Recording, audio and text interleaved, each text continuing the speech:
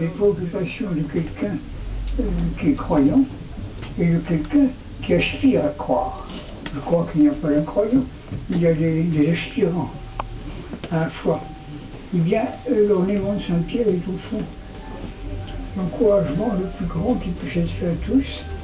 Et cette position que je lui ai donnée, qui appuie sur quelqu'un.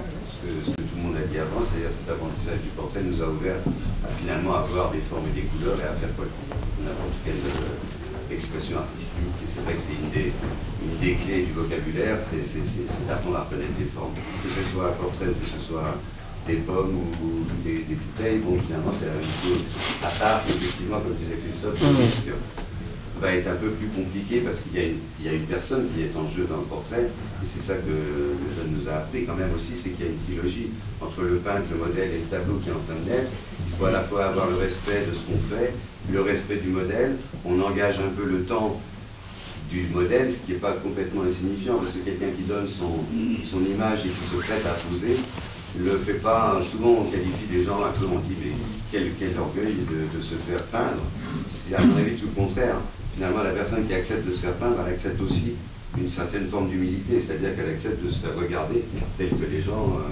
telle qu'elle sera, je dirais. Telle qu'elle sera, ou peut-être telle qu'elle n'a pas envie d'être. Enfin bon, peu importe, c'est aussi la difficulté du portrait.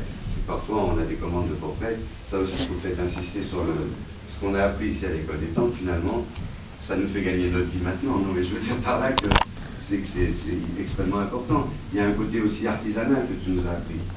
Et j'entendais une émission de radio tout à l'heure sur justement des métiers qui se perdent, des métiers de menuiserie, des restaurations de métiers historiques. Peut-être que nous, on ne va pas se placer comme des génies, on fait ce qu'on peut. Et comme disait Jacques, on va essayer de se placer dans une tradition et de faire partie, comme tu nous dis, de la famille des peintres. Mais cette ambition-là, elle est compliquée, elle est extrêmement difficile. Il faut que les gens se rendent compte que le métier de peintre, c'est pas un truc comme ça bon voilà, on n'a pas de patron, c'est génial, on fait ce qu'on veut, quelle chance vous avez de faire de la peinture.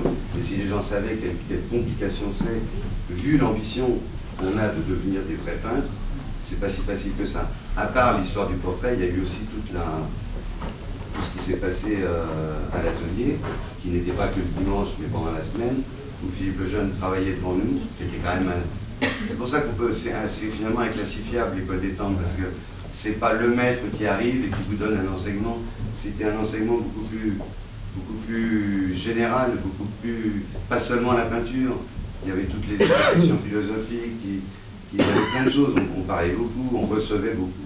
Et c'est vrai qu'il faut aussi savoir recevoir. Je trouve qu'on est très intelligent d'avoir su recevoir ce que tu voulais nous dire, mais il fallait l'accepter parce que justement c'est pas facile à vivre. Une fois, c'est vrai ce que disait Jacques ou Christophe, quand on repartait le dimanche matin, moi je me rappelle, je retournais dans ma brousse et j'étais totalement désespéré parce que c'est extrêmement désespérant d'essayer d'arriver à ça.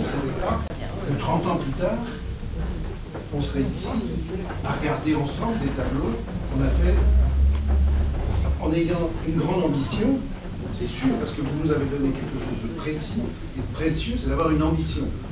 L'ambition d'être dans la coupe de la création artistique. Et je crois, pourquoi il y a beaucoup de monde dans cet atelier, pourquoi il y a des vagues différentes, il y a quelqu'un là, il y a 3 semaines qui parlait de vagues de l'école des temps. Nous, on est la première vague, c'est d'ailleurs un peu triste parce que... Et il y a une deuxième vague, on a beaucoup de gens ici, il y en a une troisième. Et c'est vraiment une très bonne idée qu'on soit aujourd'hui dans un musée, tous mélangés, tous ensemble. Les préoccupations de quelqu'un qui est croyant et de quelqu'un qui aspire à croire.